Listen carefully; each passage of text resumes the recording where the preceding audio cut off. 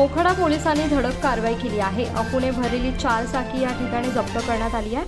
Mokhada police ठाण्या हद्दीमध्ये 21 जुलै रोजी रात्री 2च्या सुमारास मोखाडा त्र्यंबकेश्वर रस्त्याने एक 4 चाकी क्रेटा गाडी क्रमांक MP04 CZ 6669 ही भरधाव वेगाने जात असताना तिथे रात्रगस्त करत असलेले पोलीस शशिकांत भोळे व बापू नागरे यांना या गाडीचा संशय आल्याने त्यांनी गाडीचा पाठलाग केला। चिंचुतारा गावाच्या जवळ अंधाराचा फायदा घेत गाडी तिथेच ठेवत गाडीचा चालक तेथून पसार झालाय।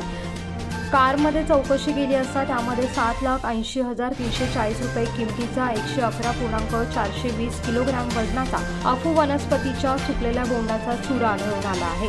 सदर 4 चाकी गाडी व गाडीत आढळून आलेला अफू वनस्पतीचा सुकलेला चुरा मोखाडा पोलीस ठाणे येथे जप्त करण्यात आला असून अज्ञात आरोपी विरुद्ध गुन्हा दाखल करून या गुन्ह्याचा अधिक तपास मोखाडा पोलीस सहाय्यक पोलीस निरीक्षक प्रेमनाथ ढोले हे करत आहेत।